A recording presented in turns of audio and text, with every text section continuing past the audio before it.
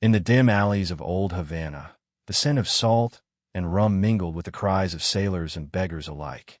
It was the year 1709, an era when the sea decided fates, and a single gust of wind could turn a man's fortune into ruin. Among the weary souls that night stood a poor sailor named Elias, his hands rough as rope, his heart still tender despite the world's cruelty. He had only one bottle of rum left, a treasure more precious than gold to a man who had nothing. And yet, when a trembling beggar crossed his path, Elias shared it without hesitation. The beggar's eyes reflected something strange, not just hunger, but knowledge, as if he had seen the tides of destiny before they rose. As dawn painted Havana's harbor in shades of amber, a storm began to stir beyond the horizon. Ships swayed impatiently, their sails whispering secrets to the wind. Elias stood by the docks, unaware that his small act of kindness had already set something in motion. That morning, when the beggar vanished without a trace, the sailors spoke in hushed tones about omens and sea spirits that rewarded compassion. But Elias only smiled. He didn't believe in tales. He believed in work, in calloused hands and empty stomachs, in the truth that life gave nothing freely. Yet fate, ever listening, had other plans. When the tide changed that afternoon, the wind that once refused to carry his ship finally shifted. The vessel that had been stranded for weeks suddenly caught its breath, its sails filling as if summoned by unseen hands. The captain, astonished, declared they would set sail at once, toward lands rumored to be rich in silver. And as the ship pulled away from the port, Elias glanced back one last time, his heart stirred by a feeling he couldn't name, a silent gratitude, perhaps, or the whisper of the beggar's blessing carried on the wind. No one aboard could explain what followed. The voyage that should have ended in despair turned into a legend whispered across taverns and ports for years to come. Some said a ghost had guided their ship. Others claimed the sea herself had bent in respect to the sailor's mercy. But those who truly listened knew better. They understood that the ocean never forgets an act of kindness, and sometimes it repays it when least expected. And so, beneath the roaring sky and the endless blue, Elias learned what every pirate, sailor, and wanderer must eventually understand, that fortune doesn't always favor the ruthless, but often the humble heart that dares to give when it has nothing left. That day, the wind didn't just change direction. It changed a man's destiny forever. The wind carried Elias and the crew far from the shores of Havana, into waters whispered about only in drunken tales. The ocean stretched endlessly, a mirror of silver and steel beneath a sky that seemed both divine and cruel. Days blurred into nights, marked only by the creak of wood and the sigh of waves against the hull. Yet something in the air had changed, not just the wind, but their luck. Barrels once empty now found fish, storms curved around their path, and even the captain, a man of iron and superstition, began to glance at Elias as though he carried a secret charm. The poor sailor, once invisible among hardened men, now stood at the heart of every conversation. It began subtly, a coin found beneath his bunk, a message in a bottle that warned them of reefs before they struck, and once, the faint laughter of a voice that sounded eerily like the beggar's, carried through the night breeze. Elias told himself it was coincidence. Yet, deep within, something stirred, the feeling that he had entered a story written long before his birth, a story where mercy was not forgotten, but repaid in mysterious ways. One night, under the glow of a swollen moon, Elias found an old parchment hidden behind a loose plank in the captain's quarters. Its ink had faded, but the map it held was unmistakable. It led to Isla del Viento, the island of the wind, a place feared by sailors for its tempests and lured by the promise of forgotten silver. Legends said the island could not be reached unless the sea herself allowed it. And for the first time, Elias felt that maybe, just maybe, the sea was calling him. The crew's excitement grew as rumors spread. Some said Elias had made a pact with spirits. Others whispered that he carried the blessing of a drowned saint. Superstition and greed are dangerous companions at sea. They unite men and divide them all the same. Still, the captain, intrigued yet cautious, agreed to follow the map, trusting the wind that had guided them so faithfully since Havana. It was a decision that would change the course of every soul aboard. As dawn broke, the horizon revealed strange silhouettes, black cliffs rising like teeth from the water, and a mist that shimmered with an unnatural glow. The island was real. Elias stood at the bow, eyes fixed ahead, the same bottle of rum he once shared now tied around his neck by a cord. The beggar's memory lingered in his mind, as if reminding him that some debts of the soul could never be repaid, only honored. The island loomed larger with every gust, its beaches veiled by fog and mystery. The air itself seemed to hum with a low, rhythmic pulse, as though the island had a heartbeat. When the crew finally dropped anchor, silence fell. Even the waves hesitated before touching the shore. The captain ordered a small landing party, and Elias was among them. His hands trembled as he rowed, not from fear, but from an intuition too deep to name. Every instinct told him that this place was not a destination, but a test. They stepped on a sand black as obsidian, and the sound of their boots was swallowed by the air. Strange carvings marked the rocks, spirals and eyes, symbols that seemed to shift when one wasn't looking directly at them. Among the palm trees stood the remains of old ships, broken and devoured by time, their flags still fluttering faintly in the salted wind.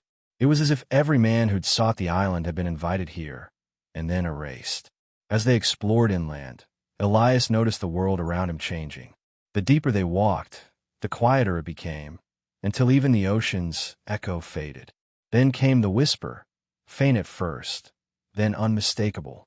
"You shared when you had nothing," the voice said, carried by the wind. "Now, the sea remembers." Elias froze, his heart pounding. The others heard nothing, their minds focused on the silver that might lie ahead. But he knew then, the beggar was here. Or perhaps he had never been a beggar at all. The path led them to a clearing where a single chest rested beneath a crooked tree. The captain, drunk on greed, ordered it open at once.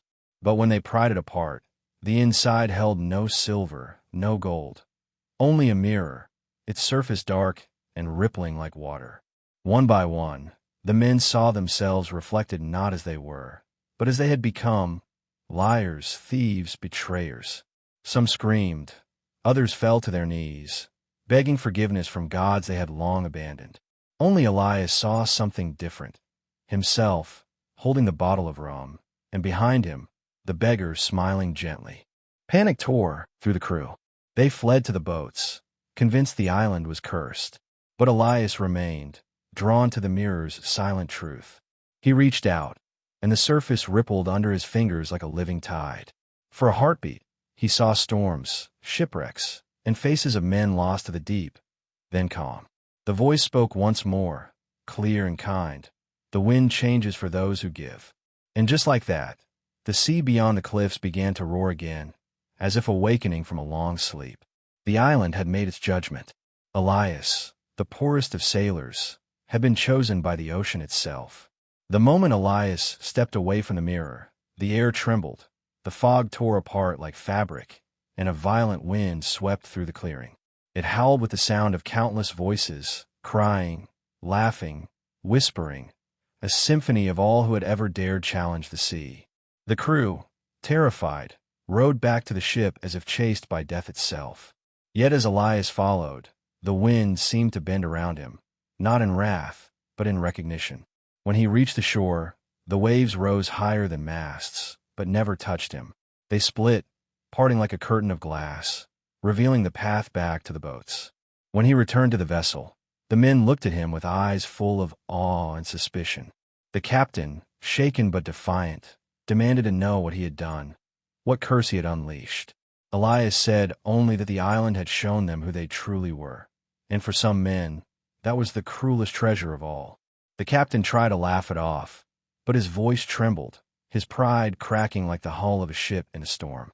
That night, while others drank to forget, Elias sat alone on deck, staring at the horizon where the island had vanished as if it had never been.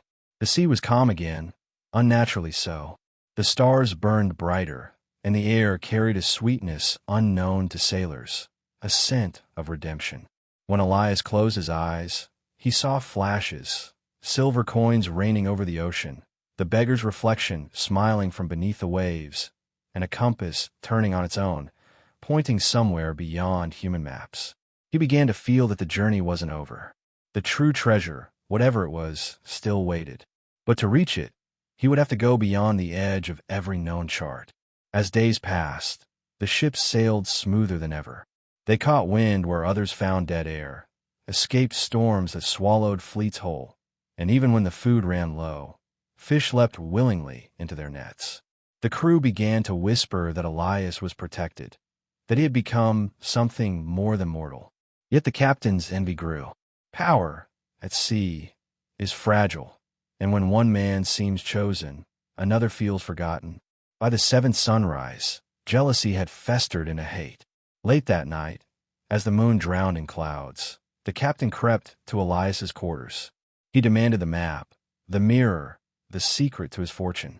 Elias tried to explain there was no secret, only kindness. But greed blinds even the bravest of men.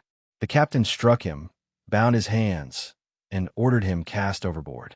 "Let's see if the sea still favors you," he spat. And with that, Elias was thrown into the black, his body swallowed by the same ocean that had once lifted him toward destiny. Cold, silent, endless, the sea wrapped around him like a living shroud. Elias sank deeper, the light fading above like a dying candle. For a moment, he thought it was the end, but then he felt it again, that strange pulse beneath the waves, as if the ocean had a heartbeat. He opened his eyes, and through the blur of salt and sorrow, saw a figure descending toward him, the beggar. No longer frail, no longer human, but radiant like moonlight rippling on water. His voice came not from his mouth, but from everywhere. "Did you think kindness ends where breath does?" Elias tried to speak, but bubbles escaped instead of words. The beggar smiled. "You gave and you had nothing. Now, the sea gives you what you were never meant to lose." With a gesture, he touched Elias's chest, and warmth spread through him like fire through oil. The ropes dissolved, his lungs filled not with water, but air, and light flooded his vision. Around him, the darkness transformed. Wrecked ships glimmered with silver dust, and ghostly figures watched in reverent silence. It was a kingdom beneath the waves, not of death, but of memory. He saw the faces of those lost to storms, pirates, sailors, even captains who had once defied the sea. Their eyes shone with peace, as though they had found something greater than gold. The beggar guided him through their ranks, speaking softly. "Every act of greed drowns. Every act of mercy floats. The ocean remembers both." Elias understood now. He had not been cursed or blessed. He had been chosen to remember, to bear the will of the sea itself. When he awoke, he was lying on the deck once more, drenched but breathing, his eyes glowing faintly with the reflection of the deep. The crew stood frozen. They had seen him vanish into the waves. Yet there he was alive, his ropes gone, his body untouched. The captain stepped back, whispering prayers, his arrogance broken. No one dared question what they had witnessed. From that day, Elias's word became law aboard the ship. The wind obeyed him, the tides listened, and storms split before his path. But power, even divine, is never without cost. Each night, Elias dreamed of the ocean's depths, of faces staring up through the dark.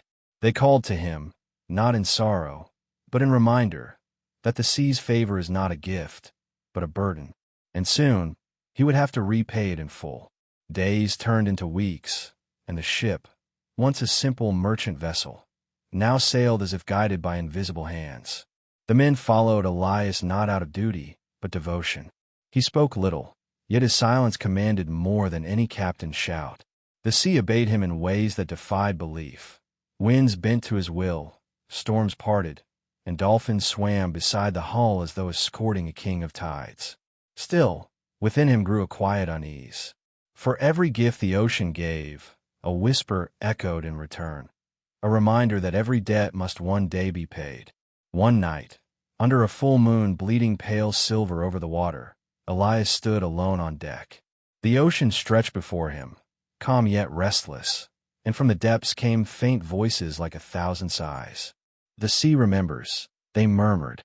He leaned over the railing, staring into the dark, and for a heartbeat, saw eyes staring back, ancient, luminous, endless. He staggered backward, his breath stolen by something greater than fear, recognition. It was as if the sea itself had eyes, and they were watching him. The following morning, the crew awoke to a strange sight. Coins scattered across the deck, old and tarnished, bearing markings none could read. Silver from the depths, one sailor whispered, trembling. The men cheered, convinced they had been rewarded.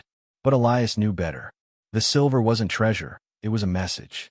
The same wind that had once lifted their sails now moaned like a warning, carrying the scent of something ancient rising from the deep. Tension spread through the crew like fever. The captain, humbled but still human, began to see Elias not as a savior, but a symbol of something unnatural. "No man commands the sea," he muttered, his eyes red from sleepless nights. "Not without consequence." Elias heard him, but didn't respond. The truth was, even he didn't understand what he had become. The line between man and myth had blurred, and with every new dawn, he felt less like flesh and more like current, drifting toward a destiny beyond his choosing. Then came the omen. A black gull circled the ship for 3 days, refusing to leave. The old sailors crossed themselves and whispered of the Mar del Silencio, the Sea of Silence, a forbidden stretch where compasses spun madly, and sound itself was devoured. No man returned from it sane. Yet when the clouds broke on the 4th day, Elias felt the wind push them exactly that way. And in his heart, he knew, the sea was calling again. The entrance to the Sea of Silence was marked not by land or light, but by absence. As the ship crossed its invisible border, the air grew heavy, and all sound, waves, wind, even the creak of wood, simply ceased. The men spoke, but no words came. Panic erupted in their eyes as they clutched their throats, their shouts swallowed by the stillness. Only Elias could hear the whisper beneath it all, deep and steady like a heartbeat in stone. "Elias," it called, "the sea remembers." Time lost meaning there. Hours or days could have passed, and none would know. The stars no longer moved, and the compass spun endlessly. The men huddled together, their fear thick as the fog that crept over the deck. Some wept silently, others stared into nothing, their sanity unraveling. But Elias walked among them calm and composed, guided by an inner tide that drew him toward the helm.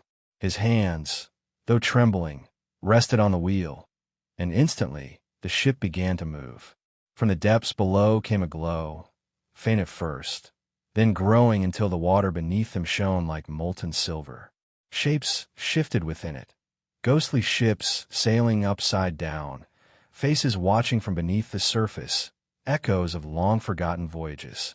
The men clung to each other, terrified. Yet Elias, mesmerized, felt no fear. He realized then that what they saw wasn't death, it was memory. Every sailor who had ever perished at sea still drifted there, bound in light, carried forever by the ocean's pulse. Suddenly, the reflection of a figure appeared on the silver surface, the beggar once more, standing upright, as if the sea itself bore him. He spoke without voice, his lips unmoving, yet his message clear. "You were spared not to take, but to return. The wind changes for those who give. And now, the sea asks what you have left to give." Elias understood. The gifts, the wind, the calm, the fortune, had not been blessings, but preparation. The ocean had lent him its favor, and now it sought balance. He turned to his crew, their eyes wide with pleading. He could not explain it, but he felt it in every fiber of his being. The ship itself demanded an offering. The mirror from the island, the bottle of rum, the silver on the deck, they were all tokens in a larger game. Elias took the bottle from around his neck, kissed it once, and whispered, "May the wind change once more." Then he threw it into the glowing sea. For a moment, nothing happened. Then the glow flared, brighter than lightning, and the silence broke with the roar of the storm reborn. The storm erupted without warning, a monstrous force that shattered the stillness and tore through the sky like the wrath of forgotten gods. Waves rose taller than towers, curling and crashing against the hull, as thunder split the heavens. The crew screamed, scrambling to secure ropes and sails. But the sea was no longer a battlefield. It was alive, deliberate, aware. Elias clung to the wheel, his eyes burning with salt and fury, yet somewhere beneath the chaos, he felt it, the rhythm. The same heartbeat he had heard in the depths now echoed in every surge and crash, as if the ocean itself breathed through him. Lightning struck the mast, setting it ablaze, but the flames burned blue, not red, cold and shimmering, like the light beneath the waves. Elias turned toward the horizon and saw it, a towering wall of water rising higher and higher, crowned with the ghostly outlines of ships from centuries past. Their tattered sails shimmered like mist, their decks lined with faceless figures watching silently. It was as if the dead had come to witness what he would do next. The captain fell to his knees, shouting prayers no one could hear over the roaring wind. Men were thrown overboard, their cries swallowed instantly by the deep. Elias's heart pounded as he realized the truth. This wasn't punishment. It was revelation. The sea had no malice, no mercy. It simply remembered. Every storm, every act of cruelty, every sacrifice, it carried them all, waiting for someone to understand. And now, through him, it spoke. He lifted his arms as if embracing the tempest, and for the first time, the wind obeyed not through command, but communion. The waves curved around the ship instead of crushing it, guiding it upward, toward the crest of the massive wall. The beggar's voice returned, soft but unwavering. The sea takes what is owed, but it spares what is true. Elias closed his eyes, tears mixing with rain, and whispered, "Then take me, if that's the price." The storm answered with silence, and then a single ray of sunlight broke through the black clouds, striking the deck like divine fire. In that moment, the ship crested the towering wave. Time seemed to stop. Elias opened his eyes to find the sea flat and still, the storm gone as if erased by unseen hands.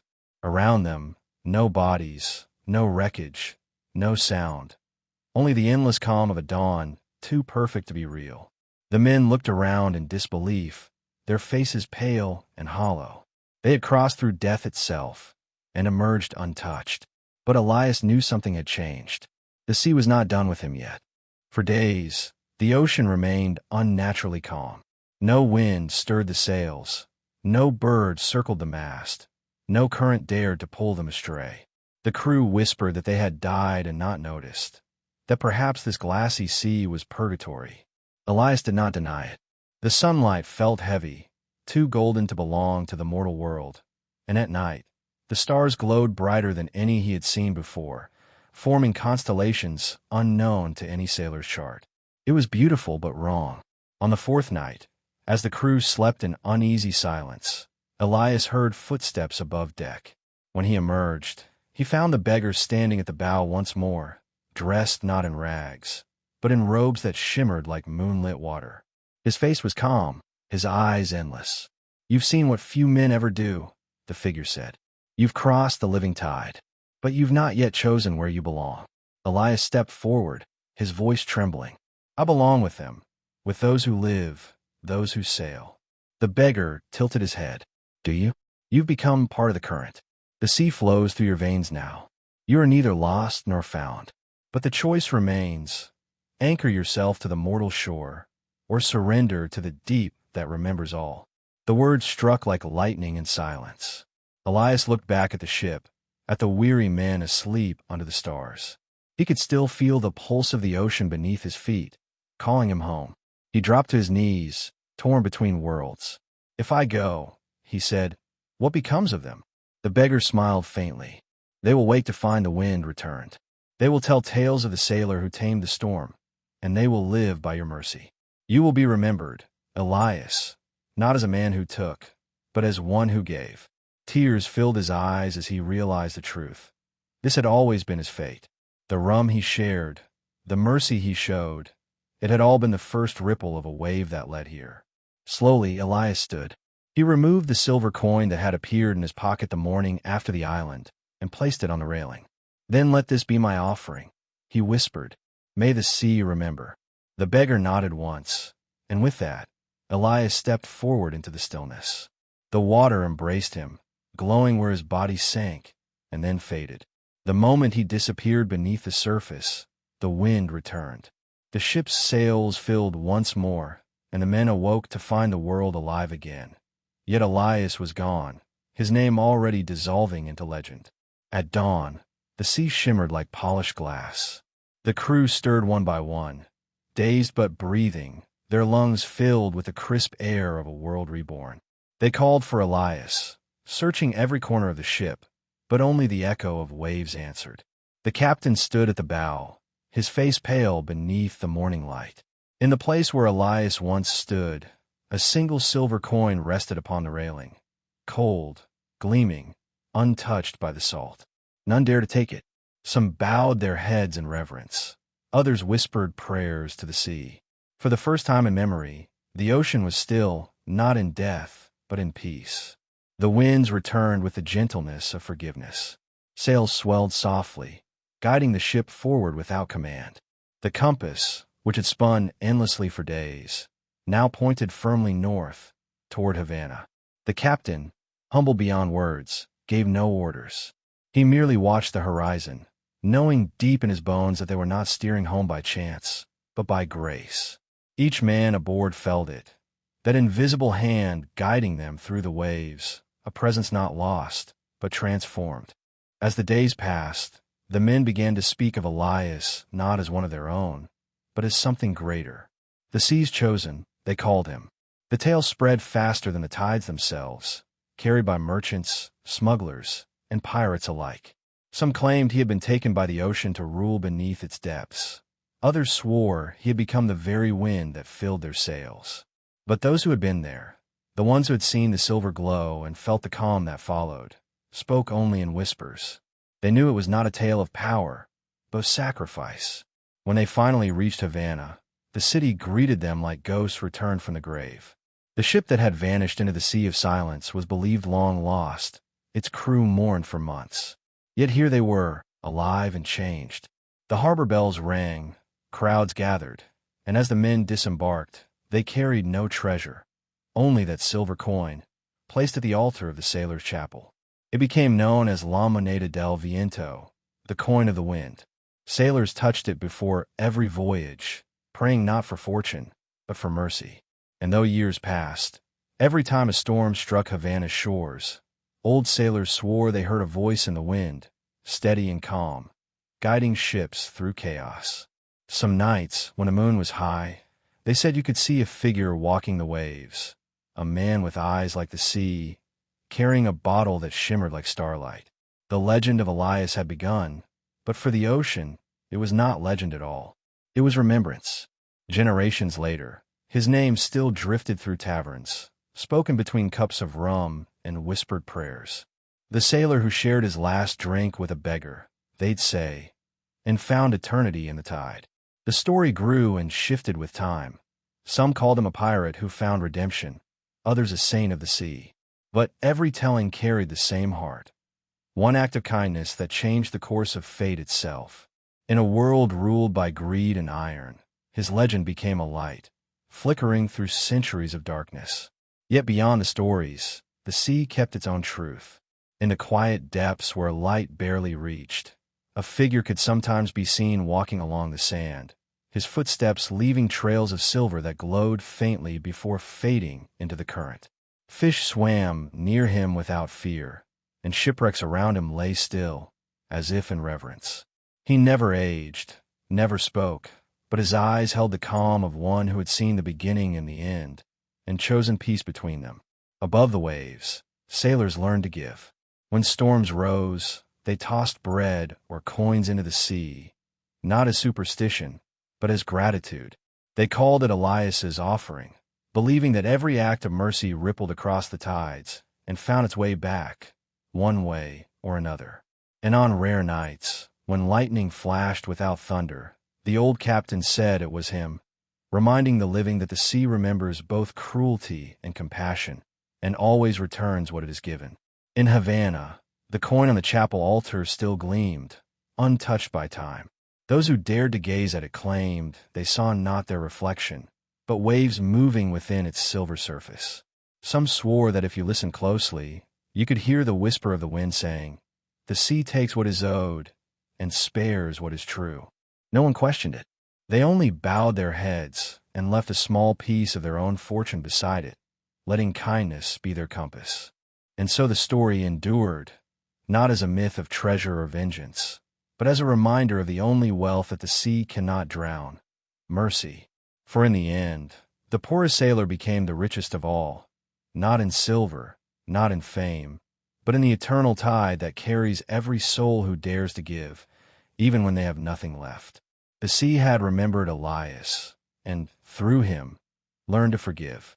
The sea has always been both a mirror and a memory.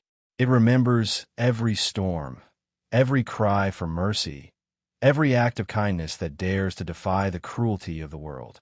Elias's story, though buried beneath centuries of waves, still rises like foam on the tide, a reminder that even in the darkest tempests, compassion has the power to steer fate itself. He was not a hero carved in gold or song, but a simple sailor who chose to give when he had nothing left. And that single act, as small as the drop of rum he shared, became the wave that changed everything. When the sea took him, it did not claim him in punishment, but in recognition. It made him part of its eternal rhythm, a whisper carried in every gust of wind that fills a ship's sails. Elias's fate was not to rule the ocean, but to remind it, to teach it, that even the endless deep can know mercy. Every sailor who touches the water now sails under his unseen guidance.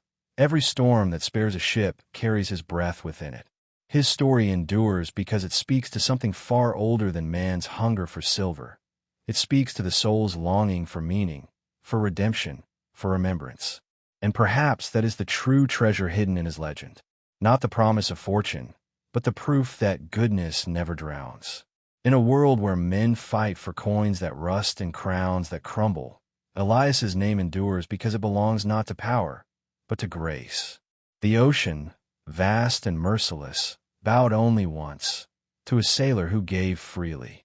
His kindness became eternal, echoing through waves that still murmur his name to those who listen closely enough.